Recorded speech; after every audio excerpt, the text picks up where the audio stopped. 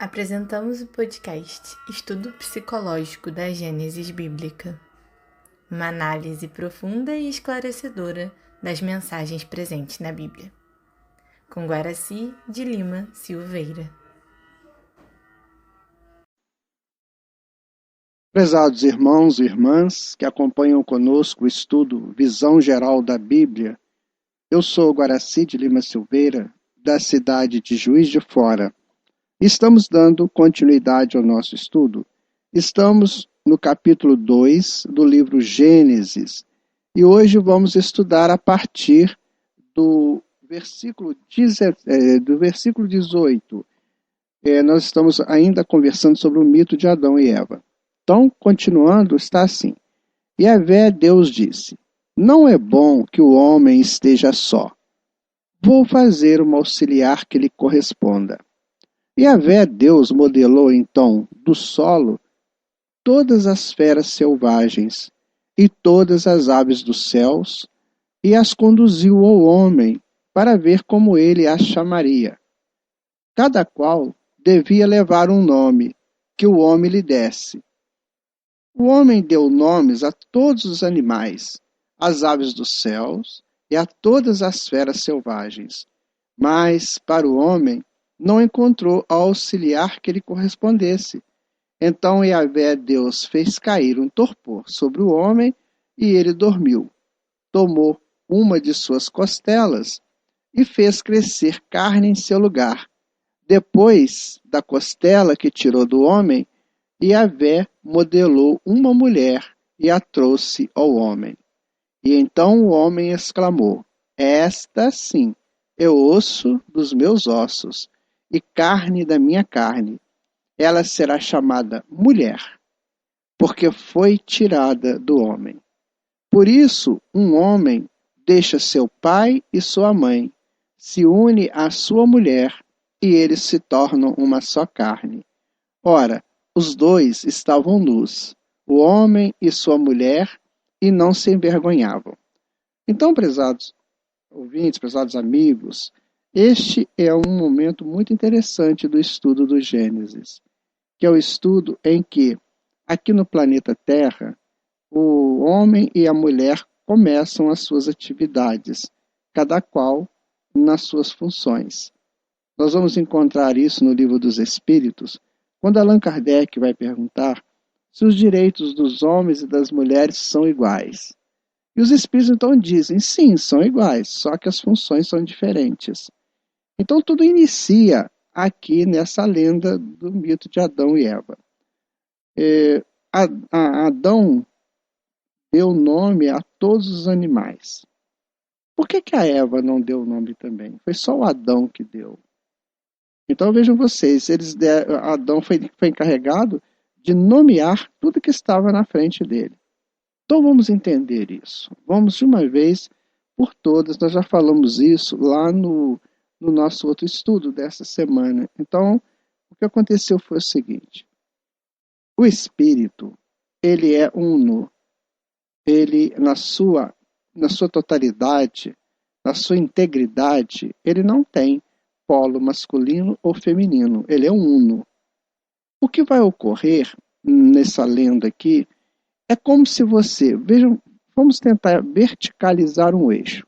Imagine você aí um eixo vertical. Embaixo você tem um polo e acima outro polo. Então, o que seria isso? O polo de baixo seria o espírito subindo em direção à sua divindade. Ou seja, ele crescendo, ele evoluindo, ele indo para os cumes da sua divindade, que foi dada a ele por Deus. Quando você cria os polos, é como se você virasse esse eixo. Agora ele fica horizontal. Então você tem o eixo. No eixo você tem um polo, que é o masculino, e outro polo, que é o feminino. Nós estudamos isso muito na psicologia junguiana, quando ele vai dizer do ânimo e ânima. Ou seja, o ânimo é o polo que concentra, que é mais agregador, é o polo masculino, chamado também de polo positivo, porque o positivo é aquele que agrega. E o polo feminino ele é mais flácido, ele é mais desagregador, no sentido de ser menos grosseiro como polo masculino. Então há necessidade desses dois assuntos, desses dois momentos, o agregador e o mais flácido, para que o flácido se escore no agregado e o agregado se escore no flácido. Então é isso que acontece nesse grande mito. Então, quando se fala que foi tirado da costela de Adão, vamos pegar aquele eixo principal, aquele eixo vertical. Então, daquele eixo vertical é como se ele girasse e formasse o outro polo, que é o polo feminino. Mas ambos estão no homem, tanto o polo masculino quanto o polo feminino. Na sabedoria chinesa, quando nós estudamos o Yin e o Yang, você vai observar que eles estão juntos e que em um contém um pedaço do outro, no outro contém um pedaço do outro. Então os polos se comunicam o tempo todo. Então é isso que é tirar do eixo da costela de Adão. É você virar aquele eixo principal, aquele eixo primeiro, que é o eixo do espírito na sua totalidade, e dar a ele dois polos de manifestações. Que umas vezes o espírito está no eixo, no polo masculino, e outras vezes no polo feminino, porque ele precisa das duas informações para no futuro ele retorna ao eixo principal, vertical, e aí ele passa a ser um espírito na sua totalidade. Então, quando se diz que Adão deu nome a todos os animais e tudo que existia, significa o seguinte: o espírito é que deu esse nome.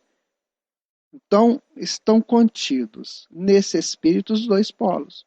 Então, a nomeação dos animais, a nomeação das coisas que cercavam lá a vida de Adão, vamos colocar o paraíso, o jardim do Éden, foram dados por todos os dois, não só por um. Então, ocorreu que, quando, é uma figura de linguagem dentro da mitologia, que quando estavam feitos todos os animais, as feras, as aves, os répteis, os batráquios, os peixes, enfim, todos esses animais, então Adão percebe que nenhum deles tinha relação com ele, Adão que já era homem. Aí é uma questão de espécie. Então, Adão, quando ele chega a homem, o espírito, quando se humaniza, ele precisa de homens, espíritos humanizados do lado dele também, porque aquela fase antiga já passou. A fase primeira, enquanto ele estava lá no reino da irracionalidade, já passou. Irracionalidade, aí você vai colocar o animal, o vegetal, o mineral, então isso já passou. Agora ele é humano. Então ele precisa de humanos. Ou seja, ele precisa de psiques para estar com ele, convivendo com ele. Então cria-se a possibilidade do polo feminino. E aí vamos entender que esses dois corpos, anatomicamente falando, eles são diferentes. A mulher tem a sua conotação de um corpo feminino mais delicado, mais sutil, ele é com formas mais proeminentes, e o homem é mais reto, ele é mais pesado, ele é mais duro. Então, precisava-se desse contato entre um e entre outro. Então, eu gosto muito da figura, quando trabalhamos com ânima e ânimo, da figura lá do Rio de Janeiro. Não sei se vocês conhecem a cidade do Rio, mas quando você chega ali na enseada do Botafogo, você vê de um lado o morro, né? Morro de Santa Marta, e do outro lado você vê a Baía de Guanabara. Então, o Morro de Santa Marta seria o polo masculino, e a Bahia, a água ali da Bahia, seria o polo feminino. E os dois juntos formam uma beleza impressionante. Quem já foi lá sabe a beleza daquele contraste do verde da montanha com o azul das águas. É isso que é o espírito, essa beleza toda. Mas eu queria comentar com vocês que antes de Eva tinha uma outra história, sabe? Tinha uma lenda lá na Suméria, e os hebreus praticamente saíram de lá, que tinha uma criação de uma mulher chamada Lilith, né? E Lilith também foi mulher do Adão, mas ela foi a primeira mulher do Adão. Mas por que tem essa coisa? Porque a Lilith, a primeira mulher, ela era considerada uma insubordinada, sabe? Ela não aceitava o lugar dela de mulher, ela achava que não podia ficar sob a guarda de um homem, e ela se traz essa mensagem meio que de insubordinação, de rebeldia e de uma colocação até muitas vezes grotesca. Ela é considerada como a deusa da noite, das tormentas. Então, houve essa lenda. Aí depois que veio Eva, você observa, por que eu estou colocando isso aqui? Você observa que tudo é uma lenda. Isso não existiu Adão, não existiu Eva, Lilith. Isso é uma lenda. Ou seja, naquele momento em que o eixo vira, que ele fica horizontal, então pode haver insubordinação entre um eixo, entre um polo e o outro, que isso é natural. Quando você trabalha com polos opostos, você tem muitas vezes esse contraste, esse conflito entre os polos. Por exemplo, eu recebo uma notícia que eu acho que é muito boa, chega um e fala que aquela notícia é muito ruim, e eu entro naquele conflito, a notícia é boa ou a notícia é ruim? Então isso faz parte desse mito também, que quando esse eixo ele fica horizontal, então há aquele processo muito grande, né, de insubordinação de um eixo, de um polo para o outro. Mas isso tudo é lenda, sabe?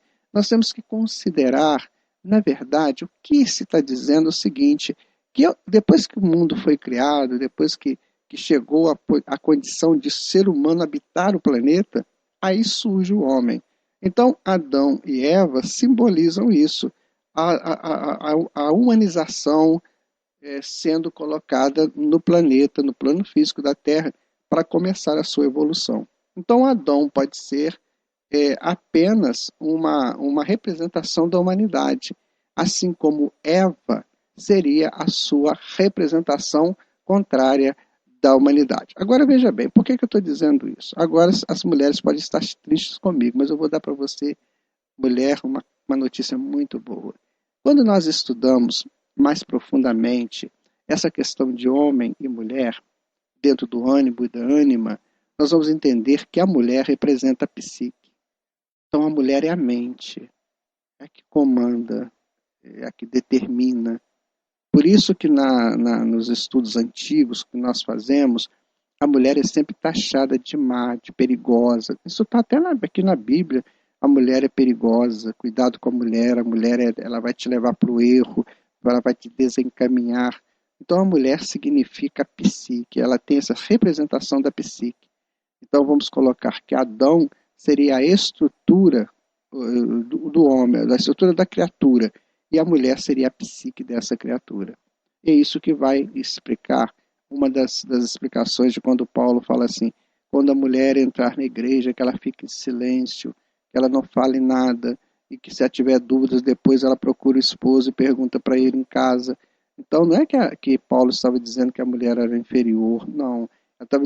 Paulo diz o seguinte, quando você entrar numa assembleia para estudar, fique em silêncio, fique tranquilo. Se você tiver dúvidas, depois em casa você consulta a sua razão para ver o que você entendeu, o que você não entendeu.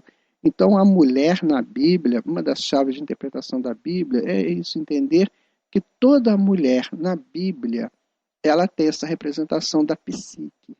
Nós vamos encontrar isso mais na frente, quando nós estudarmos Judite, Ruth, Esther, que são 3 tipos de mentes diferentes, mas que ajudavam muito ao homem na sua colocação, na sua adaptação às normas sociais. Então a mulher tem essa função extraordinária de ser como que a coordenadora das ações para ajudar o homem na sua rudeza a entender melhor a vida. Este é o papel da mulher, este é o papel da Eva. Daqui a pouco, você que é a Eva, você vai passar a ser Adão. E você que é Adão passa a ser Eva, porque nós precisamos dessas experiências. Então não é aqui uma guerra de opostos, é aqui uma confrontação e uma justa posição dos opostos para que um dia todos nós possamos verticalizar esse eixo e assim seremos nós e a divindade.